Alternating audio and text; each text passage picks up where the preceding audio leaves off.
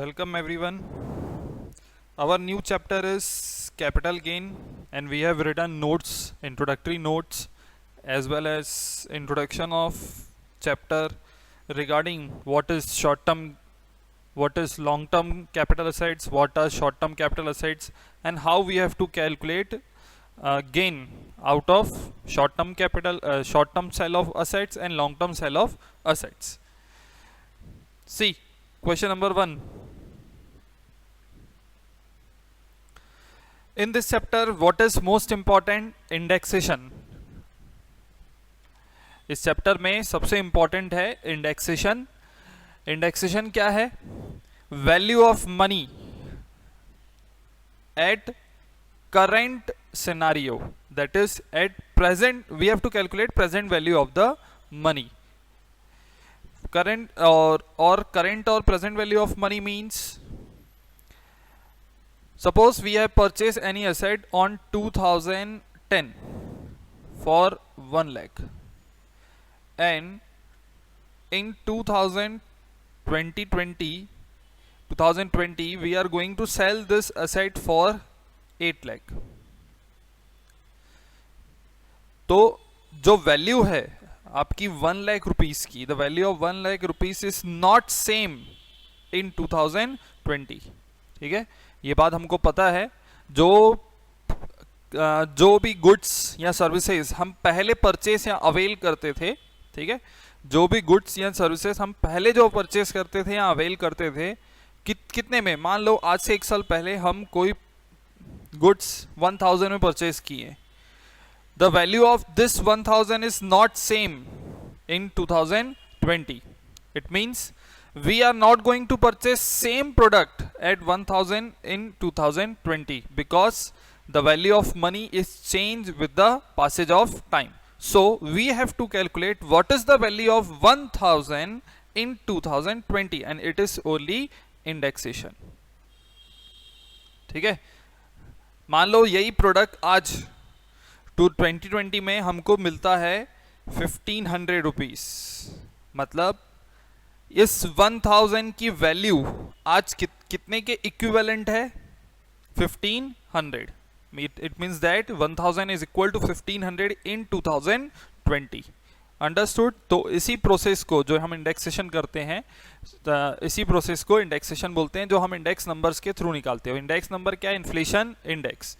सबसे पहला index number अभी क्या बोलते हैं, चेंज हुआ है. पहले 1990 से होता था, अब गवर्नमेंट ने रूल्स चेंज किए हैं, अमेंडमेंट्स आया इनकम टैक्स में, और हमारा जो अब इंडेक्स नंबर स्टार्ट होता है वो होता है 2001-2 से. तो 2001-2 में सबसे पहला इंडेक्स है 100. This is base year. Base year means according to this we calculate indexation. ये 100 है, और एट प्रेजेंट 2018-19 का जो इंडेक्स नंबर आपको दिया है वो है 280. It means 100 rupees of 2001-2 is equal to 280 rupees of 2018-19. तो ऐसे ही लिस्ट दी हुई है आपको किसमें? बुक में, पूरे इंडेक्स नंबर की 2001 से लेके 2 तक. Page number 292. Page number 292. इसमें आपको पूरे लिस्ट मिल जाएंगे इंडेक्स नंबर की ईयर बाय ईयर. हमको जो 2 इंडेक्स नंबर बिल्कुल याद रखना है हमेशा, हो सकता है एग्जामिनेशन में हमको ये इंडेक्स नंबर ना मिले. वो 2 इंडेक्स नंबर कौन से हैं? ये बेस ईयर का 100 एंड करंट ईयर का 280. ये दोनों इंडेक्स नंबर हमको बिल्कुल याद रखना है, ध्यान रखना है. ठीक है, ये क्वेश्चन में नहीं दिया होगा.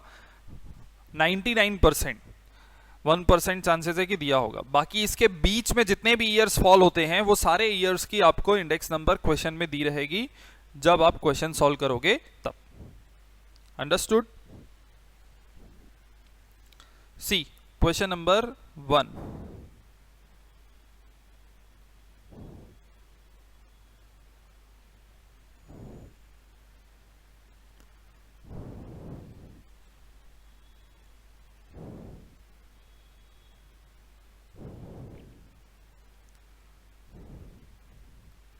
N assessee A purchase 500 shares of total face value 5000 for 8540।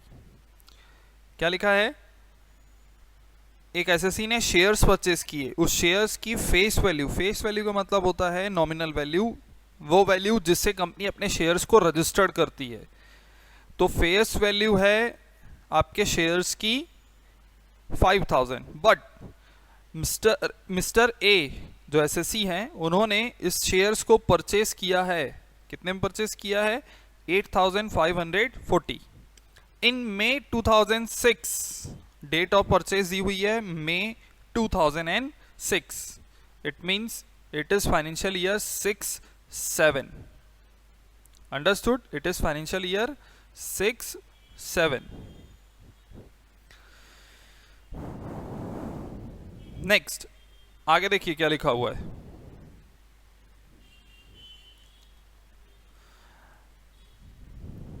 He received 100 bonus shares. Bonus shares means shares free of cost. जब कंपनी के पास सरप्लस प्रॉफिट होता है तो अपने प्रॉफिट को कंपनी क्या करती है? डिस्ट्रीब्यूट करती है। तो डिस्ट्रीब्यूट करने के लिए कंपनी डायरेक्टली कैश के फॉर्म में डिस्ट्रीब्यूट कर सकती है, या फिर कंपनी के पास दूसरा ऑप्शन होता है अपने शेयर होल्डर को बोनस शेयर दे दो। बोनस शेयर मतलब फ्री ऑफ कॉस्ट।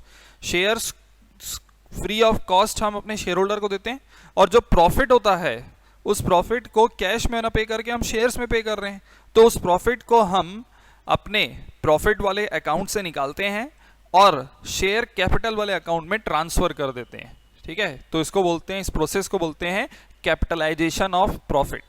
इस प्रोसेस को बोलते हैं कैपिटलाइजेशन ऑफ प्रॉफिट। क्लियर? अब आगे क्या दिया है आपको? Bonus share of face value 10 each at the of the same company in May 2018। इसको बोनस शेयर 2018 में मिला है। आगे दिया है ही सोल्ड ओरिजिनल 500 शेयर्स। जो सबसे पहले 500 शेयर्स उसने 2006 में परचेस किए थे, वो क्या कर रहा है? सेल कर रहा है ऑन 1 जून 2018। 1 जून 2018 में वो सेल कर रहा है फॉर 60,000। उसने ये शेयर्स कितने में सेल कर दिए? 60,000। For the assessment year 1920 calculate the capital gain of mister A. अब देखो नीचे क्वेश्चन में दिया है आपको the cost inflation indices are 2006-7, the date of year when Mr. A purchased share, that is May 2006, that is financial year 6-7, और उस 6-7 का आपको इंडाइसेस नंबर दिया हुआ है, इन्फ्लेशन इंडाइसेस नंबर इंडेक्सेशन करने के लिए 122, एंड 2018-19 ये हमको याद है, हमको ध्यान रखना है 280। क्लियर है? अब सबसे पहले चीज जो हमको समझनी है, क्वेश्चन पढ़ने के बाद ये देखना है कि शॉर्ट टर्म है कि लॉन्ग टर्म है। शॉर्ट टर्म कब होगा? दो कैटेगरीज में डिवाइड किए थे हम लोग। ठीक है, सबसे पहले अगर शेयर सिक्योरिटीज हैं तो short term means purchased and sold within 1 year. Shares and securities if land, building, machinery, jewellery ये सब हैं, तो if purchase and sold within 3 years then it will be short term. But for the same assets, if shares and securities, then purchase and sold after 1 year, long term, and for building machinery, tools, equipments, land, purchase and sold after 3 years, it will be long term capital asset, and we will calculate long term capital gain or loss। इस question में उसने purchase किया था मई 2006 में और cell कर रहे हैं जून 2018 में, और ये क्या है तुम्हारा? शेयर्स। तो शेयर्स के लिए short term means within 1 year और long term means after 1 year. तो ये देखो 6 से 18 है तो मोर देन 1 ईयर टाइम हो गया है। परचेज किया 6 में, सेल किया 18 में, मतलब purchase and sold after 1 year. So it is long term capital asset. Understood? यही सबसे पहले निकालना है, क्योंकि इसी के बेसिस पे ही समझ में आएगा कि हमको इंडेक्सेशन करना है कि नहीं करना है, हमको क्वेश्चन कैसे सॉल्व करना है।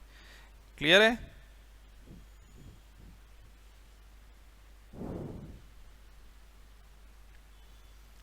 तो हमको ये पता पड़ गया कि एक लॉन्ग टर्म असेट है।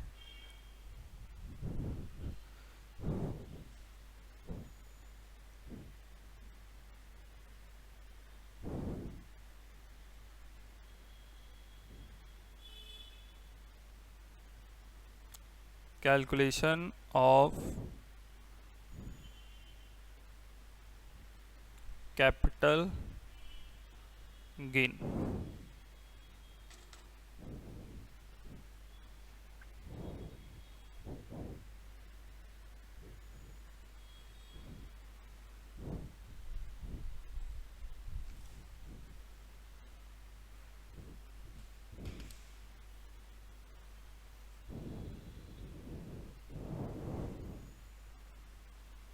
बहुत इजी चैप्टर है, सॉल्व करने में अच्छा लगेगा, मजा आएगा।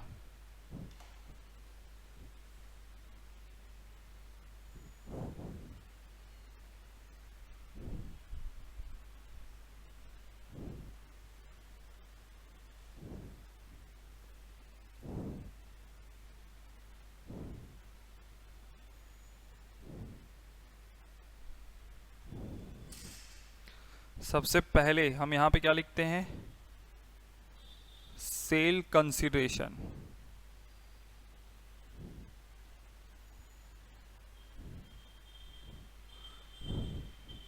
Sale consideration means value at which asset is sold. So asset is sold, shares are sold for 60,000 less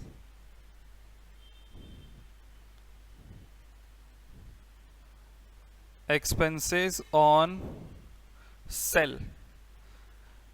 तो expenses on sales लिखेंगे। क्वेश्चन में दिया हो या ना दिया हो, हमको एक्सपेंसेस ऑन सेल्स लिखना है। दिया होगा तो गुड, यहाँ पे लिखेंगे। If it is not given then we have to do dash N, but we have to write it, we have to show it. Understood? It is net sale consideration.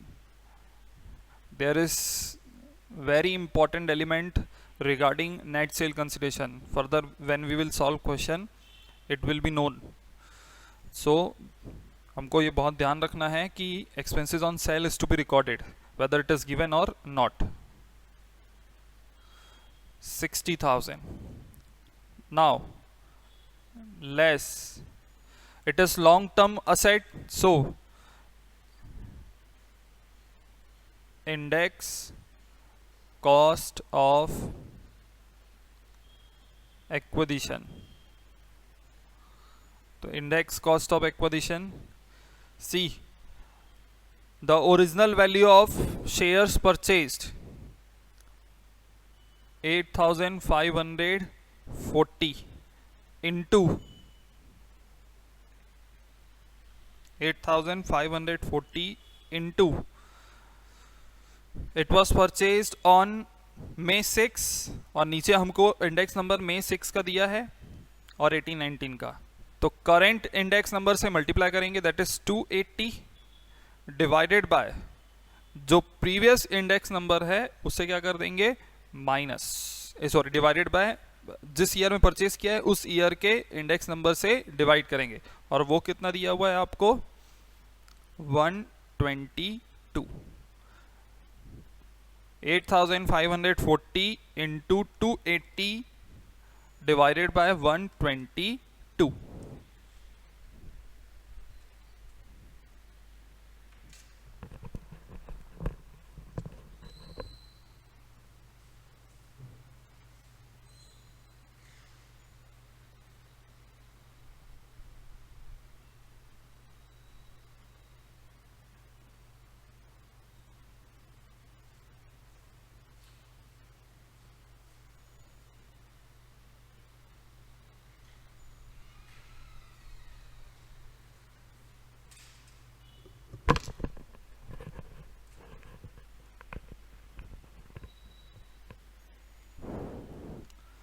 $19,600। इसमें एक और चीज रिकॉर्ड करते हैं, वो क्या होती है?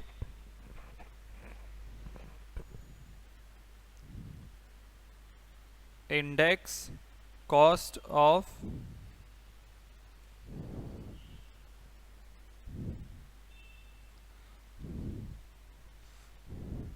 रिनोवेशन और रिकंस्ट्रक्शन, उसका भी इंडेक्स कॉस्ट करते हैं। क्वेश्चन में दिया होगा तब इसको लिखेंगे, नहीं दिया होगा तो नहीं लिखेंगे। मैं जस्ट रिमाइंड करने के लिए इस क्वेश्चन में लिखा हूं, आगे हम इसको अगर दिया होगा तो लिखेंगे, इफ नहीं दिया होगा तो हम नहीं लिखेंगे इसको। अब आ जाएगा हमारा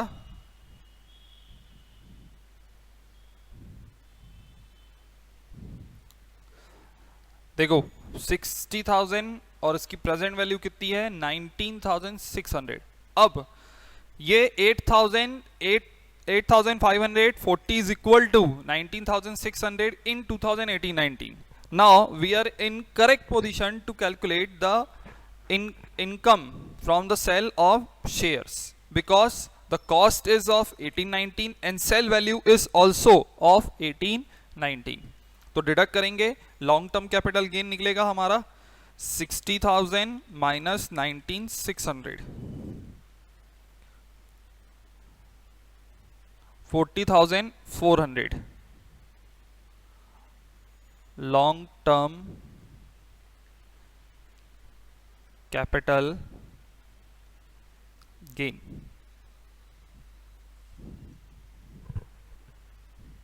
clear?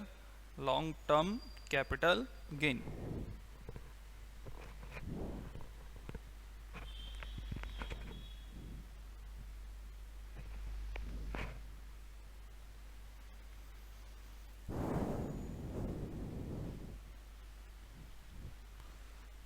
See, next question number 2.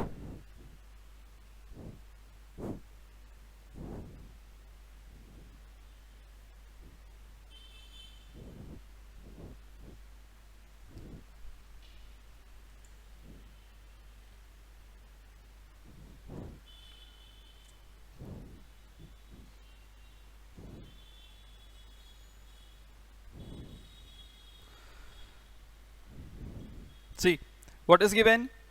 Jojo purchased a house property on 1st September 1999. Now it is new concept. मैंने क्या बताया? What I have told yesterday that index number starts from 2001. Today also I have told this 2001-2, and this property is purchased on 1999.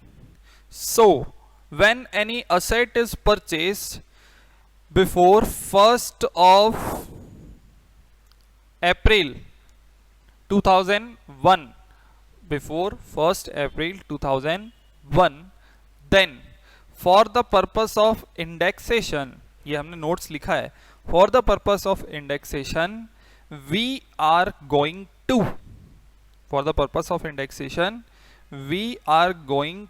compare cost or market value on 1st April 2001.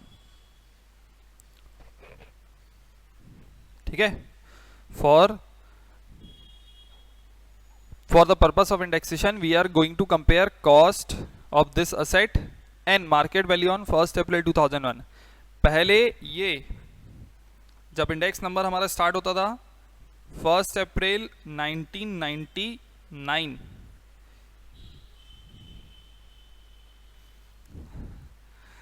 ठीक है, तो ये number पहले start होता था 1990। अब index number हमारा कहां से स्टार्ट होता है 2001 से। ठीक है, पहले ये इंडेक्स नंबर स्टार्ट होता था 1990 से और अब हमारा इंडेक्स नंबर स्टार्ट होता है 2001 से। इसलिए अब जब हम कंपेयर करते हैं इन दो चीजों को तो हम किसको देखते हैं 2001 को। Understood? We will see 2001। So if any asset is purchase before 1st April 2001, then for the purpose of indexation we will compare the both, and whichever amount will be higher, will be indexed, will be index. ठीक है, तो उसका हम indexation करेंगे. तो यहाँ पे भी वही करना पड़ेगा क्योंकि हमारा इंडेक्स नंबर 1 अप्रैल 2001 से स्टार्ट हो रहा है और ये एसेट उसने परचेस किए 1999 में. फिर दिया है आपको fair market value of property on 1 April 2001 was 3,70,000 and he incurred the following expenses.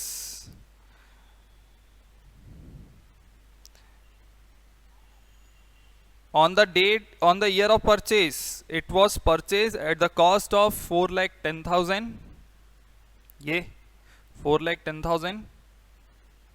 And fair market value on 1st April 2001 दिया है आपको क्वेश्चन में 3,70,000. This two amount will be used for comparison and whichever higher amount is used for indexation. 4,10,000 cost, 370 fair market value. So higher value is 4,10,000. We are going to do indexation of 4,10,000. Next, other construction expenses are given below. First, point number A, construction of a room on ground floor during 2000 to 2001. This is most important. ये मैंने पहले note नहीं लिखवाया है, इस question में ही लिखवाना था मेरे को, तो इस क्वेश्चन में हम नोट लिखेंगे इसके लिए. Any expenses incurred before 1st April 2001, before 1st April 2001, any expense that is for renovation, reconstruction, any expense will not be allowed as deduction for the calculation of capital gain. I am reminding, will not be allowed as deduction for the calculation of capital gains. It means ये जो expense हुआ है वो कब हुआ है 2001 में, before 1st April 2001. So the expenses incurred for the construction of a room will not be allowed as deduction for the calculation of capital gain. समझ में आया? इस 10,000 को हम कैपिटल गेन के कैलकुलेशन के लिए यूज नहीं करेंगे. सेकंड, ये नोट लिखेंगे हम लोग लास्ट में. नेक्स्ट ये आपको रिन्यूअल रिकंस्ट्रक्शन इन 13-14, फिर से दिया है आपको renewal and reconstruction.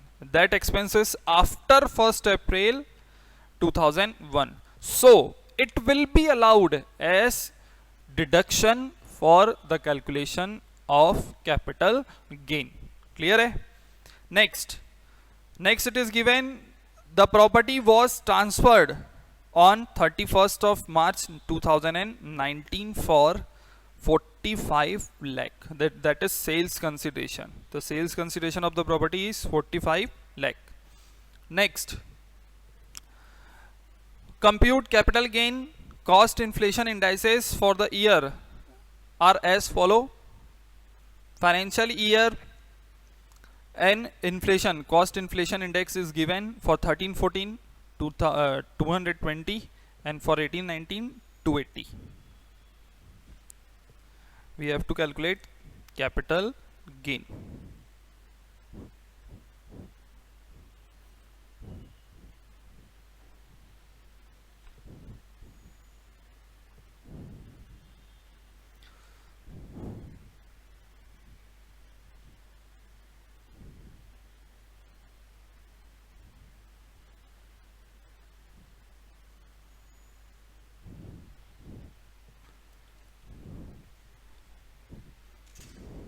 Calculation of capital gain.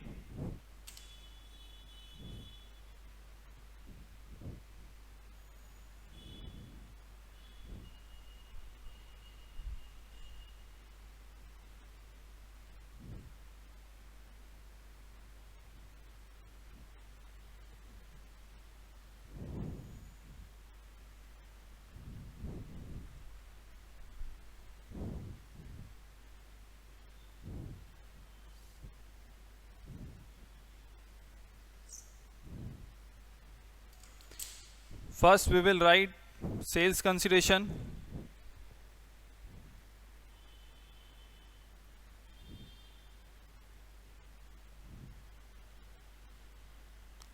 That is 45 lakh less expenses on sales. So the expenses on sales in question, it is not given. Now net sale consideration, same 45 lakh. It is long term asset purchased in 1999 and sold in 2018-19 financial year 18-19. So that after the date of purchase it is more than 3 years, therefore it is long term capital asset. We are going to do indexation less index cost of acquisition. See, अब indexation कैसे करेंगे हम? 1 अप्रैल 2001 से पहले का है, इसलिए सबसे पहले हम लिखेंगे कॉस्ट. Cost is 4,10,000. ये स्पेस छोड़ देना. और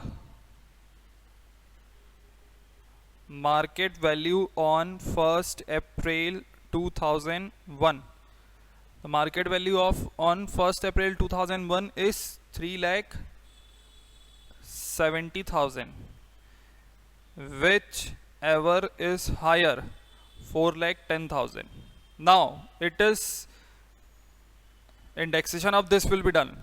So multiplied by index number of current previous year, that is 280 divided by, इस केस में हमेशा जो फर्स्ट इंडेक्स नंबर है हमारा, ठीक है, in this case every time we have to do indexation with first index number, that is 100 और 1st April 2001. 1st April 2001. So 4,10,000 into 280 divided by 100.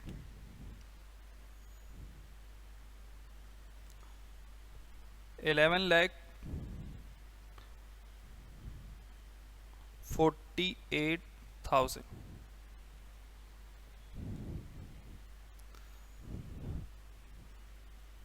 Next, point number 1A, construction of the room on 2001.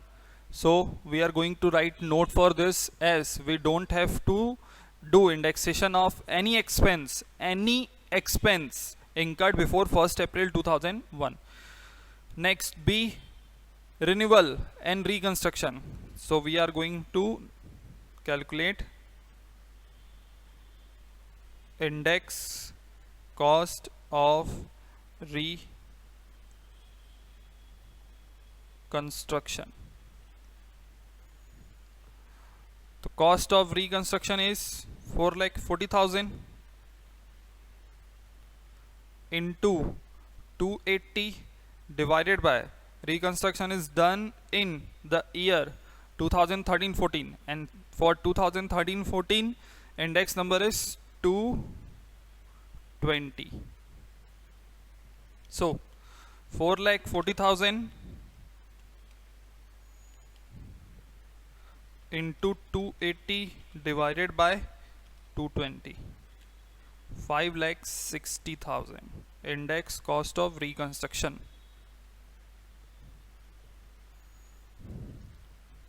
No other expenses are given. Now we are going to calculate long term capital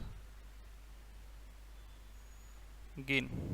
Long term capital gain, 45 lakh minus 11,48,000 minus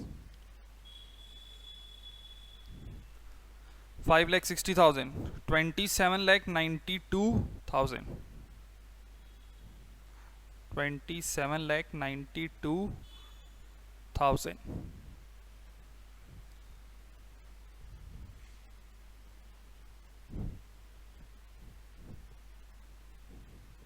Understood?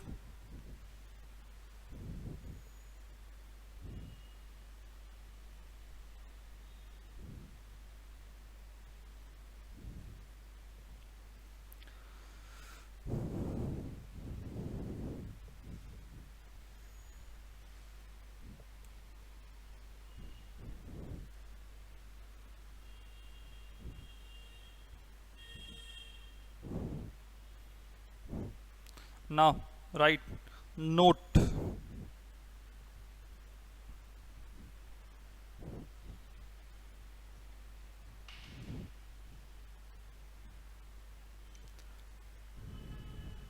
Note number 1.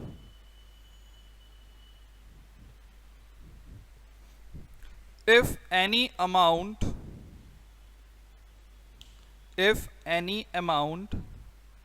is spent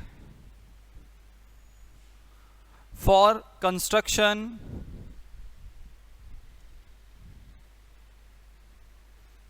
reconstruction, or in the form of any expense,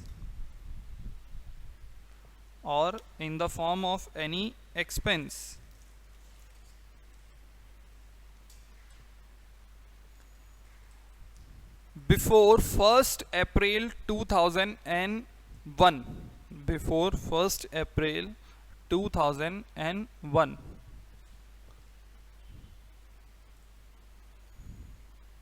so for such expense,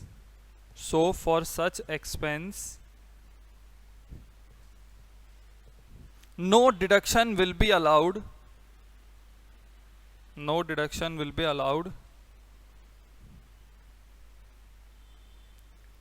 the calculation of capital gain.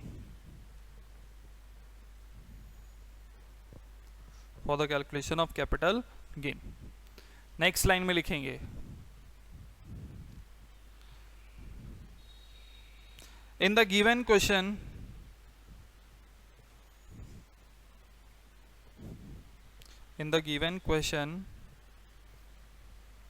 rupees 10,000 is incurred,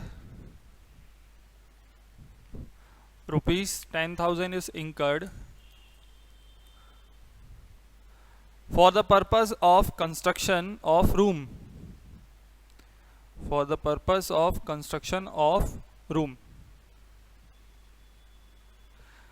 such amount incurred will not be indexed,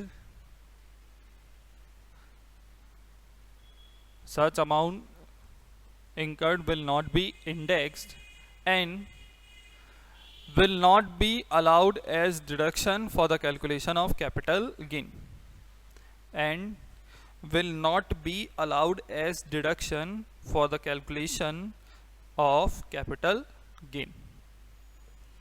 clear? Understood? इस बात का हमको बहुत ध्यान रखना है, date देख लेनी है कब का है रिकंस्ट्रक्शन रिनोवेशन, उसके बेसिस पे ही हम उसका इंडेक्सेशन करेंगे या नहीं करेंगे और हमारा कैपिटल गेन कैलकुलेट होगा. Clear? Next we will solve tomorrow. Thank you. Have a nice day.